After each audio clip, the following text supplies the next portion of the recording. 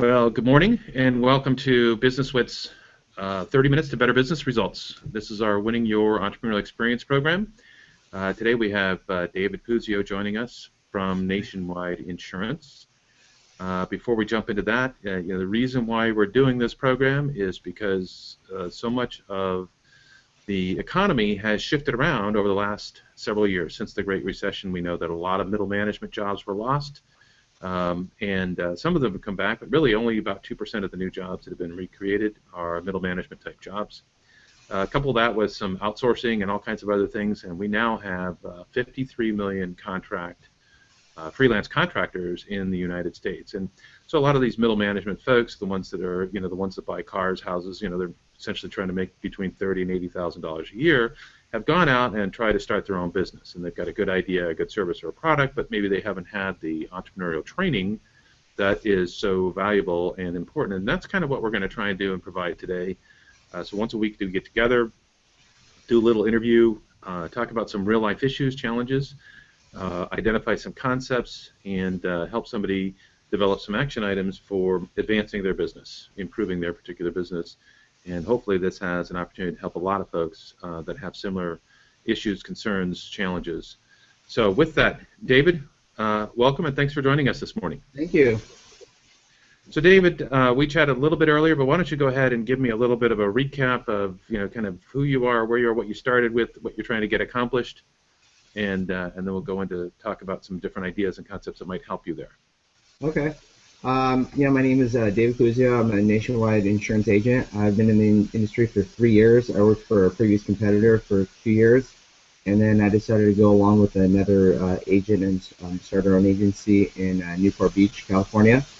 Right now, as I mentioned, I've been doing it for a year. I'm looking to get to probably the 90,000 plus mark by the end of year 3. Hopefully, maybe if you can't beat it by that time, hopefully by maybe year 4, year 5. All right, and so in doing that, one of the things you shared with me is that you had a little bit of a ready, fire, aim approach early. Yeah, that's true. And that's just because of, being first time getting into the industry, as being an agent, it really, you really have a lot of moving parts, and you really just try to essentially write whatever you can at that point. You don't have a set marketing plan. You just kind of go with the flow the first year, and it's just a significant learning curve that you're just trying to accomplish. Right. Trying to overcome, actually. Well, it's a learning curve for all of us that are out there getting started, and I'm certain many people are experiencing the same kind of thing. And so beforehand, I'm going to show you this thing called the Way to Wealth formula. This is something that Brian Tracy teaches, and it's one of the key components of how we help. One of the things we know is a limited amount of time. It's the gating factor for all of us, right? There's only 24 hours in a day. Some people have more money than others, but nobody has more than 24 hours in a day. And so depending on where you're at, how effectively and efficiently you use those 24 hours a day really makes a big difference. And so when it comes to generating revenue or making money, right, these are the formulas that lead to making money. So if we're spending all of our time and our energy in these areas, right, then we will generate more revenue. Does that make sense? Yes. All right, I'm going to go ahead and switch cameras and move my flip chart up here.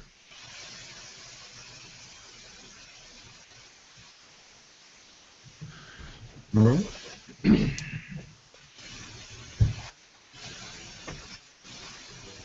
Push the save button. Okay, and kind of do that, right? Yeah. And I got a bunch of crayons that I have here, and we'll see if we can't demonstrate this model effectively so that you and then others that view this can understand it as well. And so we're going to take a look at this thing called the Way to Wealth, and Brian Tracy refers to this also as profit levers. So profit levers for your business. What are the kinds of things that are important? Because if you pull on the levers, right, you might get better results. Some people call it dials and things like that. So we're going to start with kind of a little chart um, three-column chart, right? And I'm going to see if I can't get this drawn pretty well. Can you see all of that? Yes. Okay. And so these are I'm going to talk about the formulas, right? And then, of course, if anybody is interested in full-size stuff like that, if you send me an email at the end of the show, I'll be able to send your information out to you. But we talk about the formulas, right? And then we can talk about the results and what might happen out of that. So the first thing that we're going to talk about is the customer formula, right? So the customer formula starts out with, in fact, let me get a different pen because it's important to shift colors because it helps people remember stuff, right? So customers, right? And so what this is leads, right? Yes. Times the conversion rate, right? And that will give you the number of customers. That's a simple formula, right? Yes. Okay. And so when we were talking earlier, I mean, you kind of said, hey, listen, we've got about a 2.5 leads per day activity, qualified leads per day. And then we have a conversion rate of 20%. And so at the end of the day, we're getting about half a customer per day, right? Yes. And this is current, right? Uh-huh. So after we talk about customers, then we talk about the revenue formula. Okay, and the revenue formula says this. It says, hey, take the number of customers you have and multiply it by the frequency. The frequency of sale, right?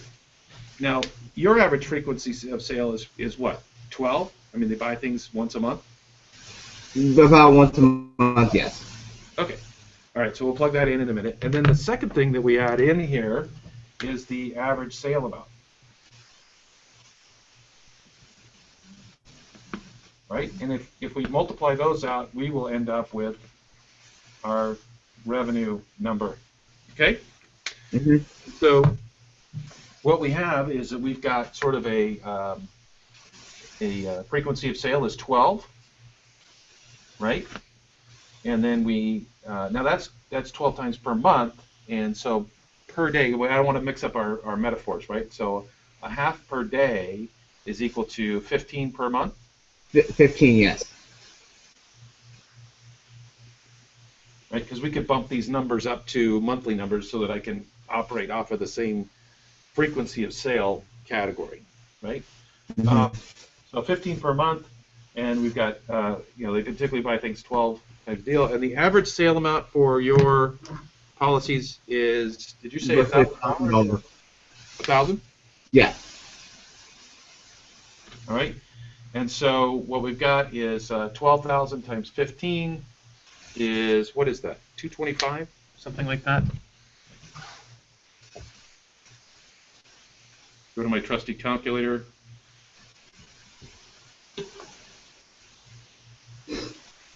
Did that wrong. Let's see, so 15 times 12 times 1,000. Right, so that's about $180,000 per month.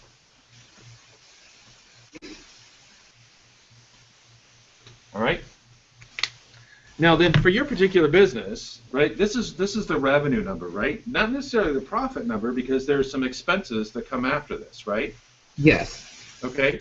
And so the way we look at expenses, and I don't know if you've got these numbers, and if you don't, then we'll cover it at another time. But we're going to take a look at the profit formula, right? The profit formula is to take revenue and then subtract cost of goods sold, right? And so you've got some marketing materials, you've got some different things that you have to buy. Those are the things that you sell to clients. Do you keep track of that on a percentage basis or on an actual dollar volume basis? That's something I don't keep track of. The principal agent actually does, so I don't have that actual information. Okay. But we can kind of work with whatever, we can kind of put the numbers in there. Whatever that happens to be, right, that would go in here, right? And the result of that would be something we call gross profit. Okay? Uh-huh. And then we take gross profit, right, and we subtract operating cost, right? And again, you don't know what that is right now, but that's okay. We can figure it out. Right? And we will then end up with what they call net profit, right? And the net profit part is the part that goes into your pocket. Yes. Okay. All right. And so what we know is that if we increase these numbers, right? These are actually the levers that we're talking about increasing. So the things that are variable, that are important and valuable from a revenue standpoint, are leads, right? Yes. Conversion rate, frequency of sale, average sale amount. Those four items are things that we can fix and play with. $180,000 number get bigger, right? Anytime we update any one of those, we can really make a difference. Okay? And if we wanted to add in the net profit, the two different places that we would play are here and here, right? So if we play on all six of those items, then we end up with a better net profit number. Does that make sense? Mm-hmm. Okay. So, understanding this model, right, let me ask you a question. What do you think would be happen? I'm going to put future over here, right? And now we're going to talk a little bit about this thing called Kaizen, which is constant incremental compounding improvement. Now, you're familiar with the theory behind compound interest, right? Yes. Albert Einstein says it's the biggest governing factor in the history of mankind, this concept of compounding interest, where we build on and we build on and we build on, and pretty soon we're building on what we built on. So we can actually start with a small amount and turn it into a big amount a heck of a lot faster than we thought. So if we were to do something like that, let's just say that we were to grow these numbers by 10% each. That make sense? Mm-hmm. That's our target, 10%. Okay? So 2.5, right? If we add 10% to that, what does that make it? I think it comes up to be 2.75. Get my calculator here, right? 2.5 times 1.1 equals. Yeah. Okay. So that would then become 2.75. Right? Very small incremental increase. Right? 20% would become 22%. Right? Mm-hmm. And so now we've got 2.75 and 22%. How many customers does that add up to be? Right? So we've got 2.75 times 0.22 equals, so now this number is 0.605, and we're going to multiply that times 30 days, right, so we can get into a month. And we are at, this is actually turns out to be 18.15, right? So now we're at 18 customers instead of 15. Okay? So that's a big difference, right? Now, if we take the frequency of sale, now realistically, I got to ask you this question. I mean, is it possible for somebody to buy stuff 13 times a year from you? Generally, what people usually do is they'll just buy, a year, either 6-month policy or a year policy. So the frequency of sale, the most we can do is 12. Okay. Well, so 12 may not be 100% accurate as from an average, because if they're buying somewhere between 6 and 12, your average is somewhere between 6 and 12. Yeah, and so 9 is a little bit better. I'm sorry, one more time? I'm sorry. Well, if we want to go in the middle, maybe we'll say 9 in the middle. Okay. Well, I'm not going to go mess with this number at this point here. Okay. But the reality is that you could say I'm looking to get that to 12. Yes, of course. Or if this was 9 and we're trying to increase it, we would try to get it to 9.9. Mm-hmm. Okay? So let's just say that, and we'll just make an assumption that we could increase this number by 10%. And we're going to use the number we have here because it ties into the rest. But the reality is this should probably be a 9, right? But if we increase that by 10%, that would be 13.2, right? Okay. Okay.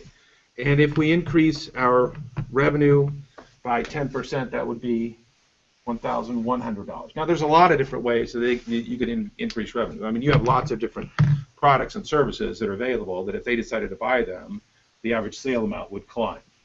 Yes. Right. Definitely. Okay. So understanding this model, what does our revenue number turn out to be? Okay, so we've got 18.5. That's how many customers we have. but now it's times 13.2, right? And then it's times 1100. And so what we've done is we've got a number of 263,538.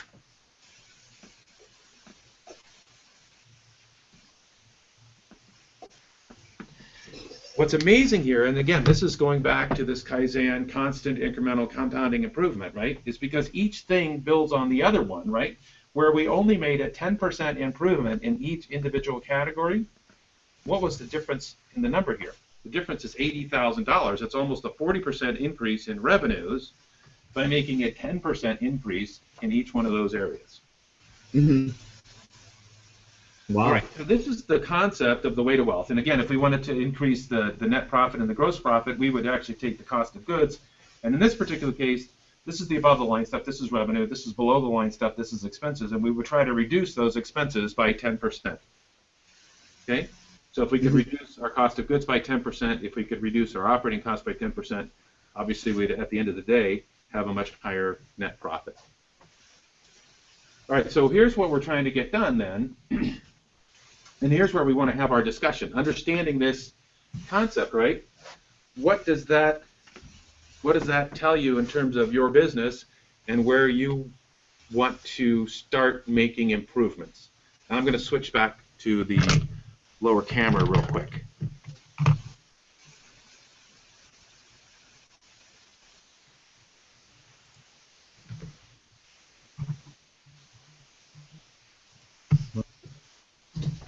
All right, Dave, so what then, what kind of insights, understanding this model, understanding this practice, does that make some sense?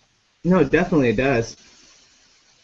It's just really focusing on the customers and the amount of leads is kind of where, because the more people you can actually be able to convert, then it's going to really significantly increase your revenue at the end of the day. Right. Right? So that's a great insight. What other insights do you have out of this model? Just even how a 10% increase can significantly increase, or actually increase your revenue by 40% just by doing a 10% increase in each category. Yeah, 10% doesn't seem like a lot. No. I mean, literally, we're talking about getting to 2.75, 1/4 of one lead more per day. Mm-hmm. Okay? And then when we talk about conversion rate, can I get just 2% more people to say yes, that they believe and want, you know, they believe our products and services are what fits their need, right? Mm-hmm. And is there something we can do that explains the value of, you know, buying a 12-month package instead of buying a 6-month package? And is there a reason why they should buy, you know, a little bit of extra service, right? Do they have a need to buy some extra service, and can we increase, you know, what it is? Again, we're not trying to sell them something they don't want, right? We want to give them stuff that they need, and people need insurance. It's important. It's valuable, right? When it comes to financial independence, the world throws a lot of rocks at us, okay? And insurance is what protects you for when some of those rocks that you can't control damage your car or your body or whatever else, right? We don't get to decide that kind of stuff. And yet it still happens, and so insurance is that kind of protection that you need. Without it, you know, there's a lot of people that would be in really difficult straits. So it's really, really important. People need it, and it allows them to protect their financial freedom for the future, right? Because if they didn't have insurance and those things hit, man, they would be, their concept of financial freedom or financial independence would be over, right? Yeah. Okay. So, again, we're not selling them anything they don't want. We just want to make sure they have everything they need, right? Mm-hmm. Some of it, everything they can afford, you know, because sometimes they can't afford something, right? So we're not going to sell them something they can't afford, but everything they need, we're going to work with them to help them get to where they want to go. All right, so for you then, I'm going to ask you a couple of action item questions, right? Okay. So what can you do to increase the number of qualified leads that you get by 10%? I would say that what I can definitely focus on more is, especially with the marketing aspect, is asking for referrals. I get, of course, referrals are the best source, and that's something definitely I can really reach out to my clients more often than I actually currently am. So that's something I can definitely. How often? I I try to the number I guess they say is 5 times a year. Is generally what they based on number statistics. But I think I could probably even do maybe 6 or 7.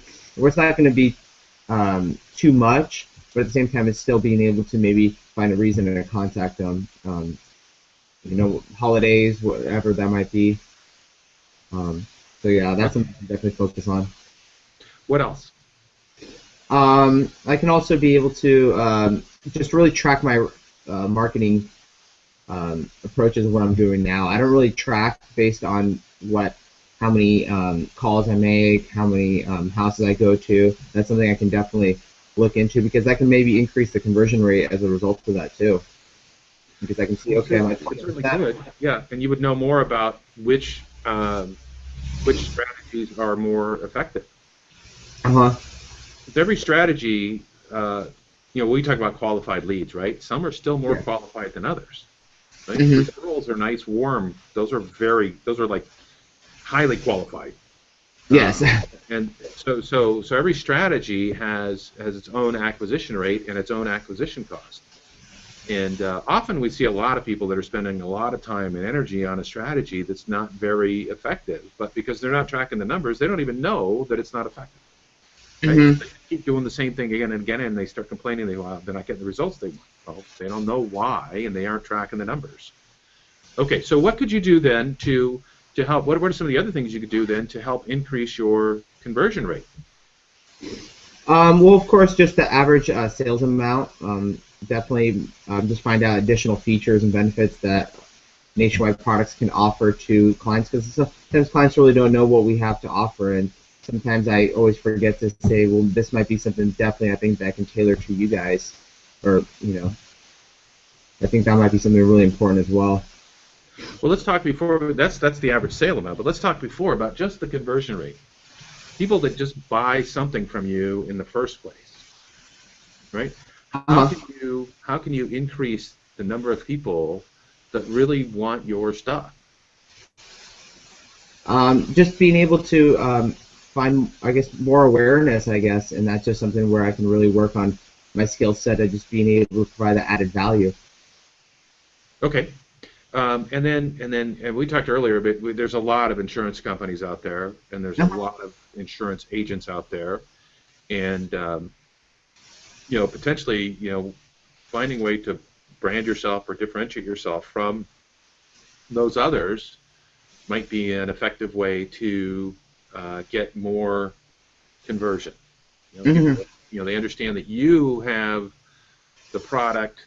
I mean, and this is the way it is, right? So people have a need, and if you have the solution, if you have the best solution to their need, they will be buyers. They buy the product, right? If you have the best solution. So how do you work at having the best solution? Sometimes we have to make sure that we ask all the right questions so that we can design the best solution.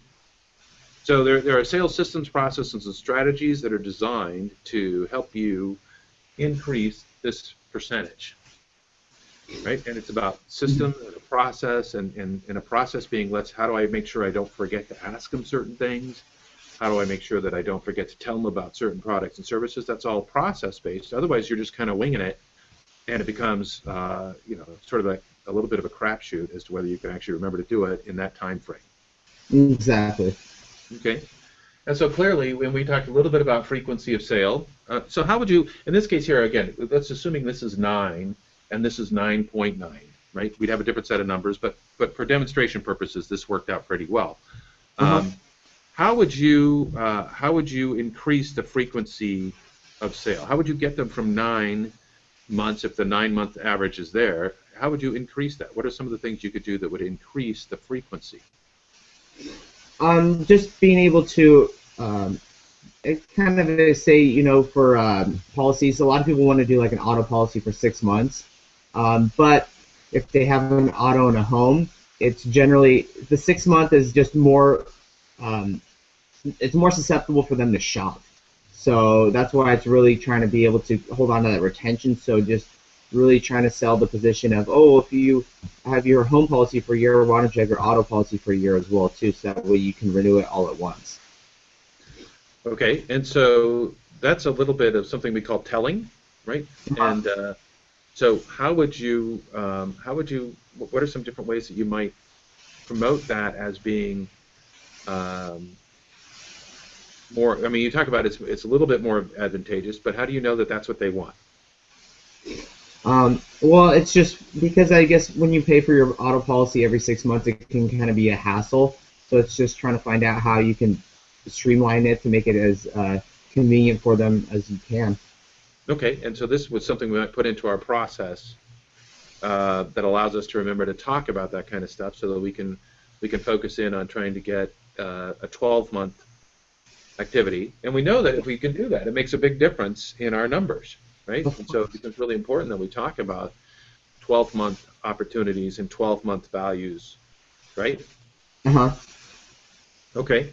And then the average sale amount is, what are the other products and services? What are the other values? And how do you know that they want or need or might need those other products and services? Well, just one key point you can do is just ask, because you can't really tell what people want. Um, so it's just being able to explain to them what products and services you offer, and if it's something that they're not open to, then that's fine. But at least you did your due diligence, because you never know. That might Right. be So the added value of where you can get that we ask them, retention. we ask them what it is that they want, so Uh that we huh. could find out if we have any products and services They need that they need it, right? exactly. So we really have to understand what it is that they want and why they want it before we could identify the great solutions. Hmm. All right, so your three action items are, Okay. Well, first one was looking at generating more qualified leads, and how are you going to and do that? just being able to position myself in marketing a lot more. Just being able to invest more time in that. Just based on my schedule, I think I can definitely be able to put it maybe at least an hour or more in per day to kind of make that number go up. Um, Great. as well as conversion rate being able to increase as well too. And that's just where I'm going to be able to track where I should spend my time into marketing. Hmm.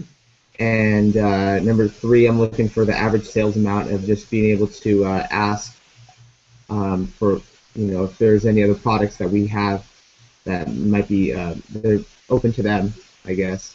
Any features that they would out of our products. Okay, great. You've got three things that you can start doing different, right? Because you're not doing those now. You've got three things you can start doing different to improve your business in this particular direction. So the last thing we like to talk about is accountability, right? For Uh-huh. people, we have a tendency to, say we're going to do things. People do this all the time, right? I'm going to do this. I'm going to work out. I'm going to go on a diet. I'm going to start doing, and we don't do it, right? And Mhm. what happens is we give ourselves a free pass, right? Because there's nobody telling us, holding us accountable. So how are you going to hold yourself accountable for doing these three things? Because we know those are things that are going to make a difference, but it's going to take a change for you from doing what you're doing today. Mhm. I would say just being able to. I think that the 10% mark is just really something where I think I can just make those small um, steps moving forward, where I'm not overwhelming myself, but I think I can just be able to work at that, and then hopefully maybe be able to increase that even more as the years go by. All right, and I'm going to tell you another concept about accountability. I mean, we can, if you write it down, Uh huh. it creates a greater sense of accountability, right? As opposed to just thinking it. We write it down. Okay. If you read it every day or frequently, right, it has a greater degree of accountability, self-accountability. Okay, and now a big one that really works well is you tell somebody else. You ask Okay. somebody else to hold you accountable to these tasks. So if you were going to ask somebody else, who would you ask? I would ask, well, my boss. Okay, yeah, a coworker, a boss, perfect. Yeah. Look, here's it. This is it. I need some help, making sure I do this stuff. Uh huh. It's okay because hey, he's going to be happy that you do this stuff, so he's here to help. right? He can become a helper type person instead of a boss that says you got to do X, Y, Z. You're Exactly. saying, I want to do these, and you say, I need all the help I can get to do these, and it benefits him too, right? Hmm. So he could easily help you from an accountability standpoint. So writing it down, reading it, getting some help, these are all tools that can make sure that we do the things that we said, because that's the other side of it. We have these habits, and the habits don't change easily, right? And so we need help getting those habits changed. So just the idea, so the concept's really valuable. The ideas and the action items are really valuable. And now the implementation of those are really, really valuable. I mean, that's the key. So sometimes we need help with that implementation, and that's where the accountability stuff comes into play. Hmm. So David, I appreciate your time today. This has been really fun. I hope you've enjoyed the information and the knowledge. Oh, If you definitely. would, I'd like to get a note from you in the next week or two, and you just share with me, hey, what's happening based on this particular information, and what kind of results did you get based on our discussion? Okay. Fantastic. David, thanks again. I really appreciate the time. All right. Take care, John. Take care. Bye.